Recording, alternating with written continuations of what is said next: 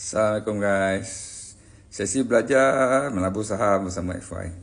So kali ni kisah apa? Kisah macam mana nak mencari remaja yang power. So sebenarnya tuan-tuan, dalam bursa Malaysia ni lebih kurang ada 7,000 lah dealer rep remaja dan dealer. Dan dalam jumlah tu lebih kurang tak silap dalam 500 Melayu lah kan. Kemudian seterusnya apa dia terdiri pada Gen X, Gen Y, Gen Z kan. So F1 ni Gen X lah kan, orang lama otai lah. Kenapa? Sebab F1 dah lebih 8 tahun lah, dekat 30 tahun berpengalaman dalam bursa Malaysia ni kan. So cerita dia, kalau nak cari advisor kan, nak membantu anda, boleh bagi khidmat nasihat, boleh bagi trading ideas dan sebagainya kan. Anda kena cari mereka-mereka yang ada kelayakan lah, mereka-mereka yang memang well versed tentang market kan. Janganlah cari advisor yang bila kita tanya apa trading ideas yang ada, dia pula tanya kita balik kan, pasal tips saham tu kan. Dia tak well versed kan. So carilah orang yang well versed dalam hal technical, dalam hal FA kan, fundamental, dan dalam hal semua benda lah. So dalam hal ni kalau tuan-tuan dan puan cari FY tak ada masalah. Kenapa?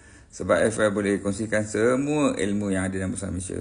Memandangkan FY dah lama sangat dalam bursa Malaysia kan. Memandangkan FY juga merupakan pemenang 7 anugerah bursa Malaysia. Dan FY juga pernah jadi speaker untuk Suruhanjaya Security. Dan seminar From Zero to Hero yang FY jalankan itu diiktiraf oleh bursa Malaysia. So tak ada apalah yang tuan-tuan dan puan nak risaukan. Kenapa? FY ni macam supermarket lah kalau dalam bidang saham ni.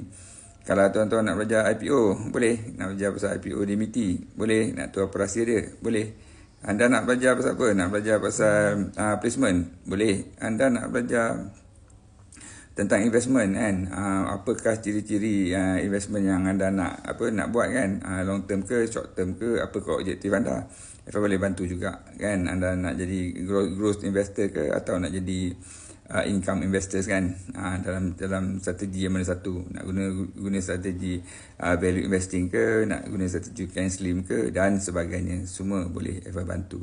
Dan akhir sekali, yang paling penting sekali, yang ramai orang tak boleh bantu ialah sekiranya anda jadi part time trader, nak jadi full time trader, nak jadi swing trader, nak jadi scalpers, nak jadi BTST, buy today sell tomorrow kan, nak FIFO ke what not kan, nak jadi scalpers ke, intraday ke, pun boleh. FY boleh kongsikan. Maknanya FY boleh kongsikan daripada IPO sampailah untuk yang dah jadi full time trader.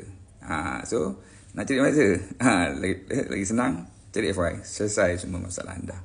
Alright teman-teman, itu saja. Assalamualaikum.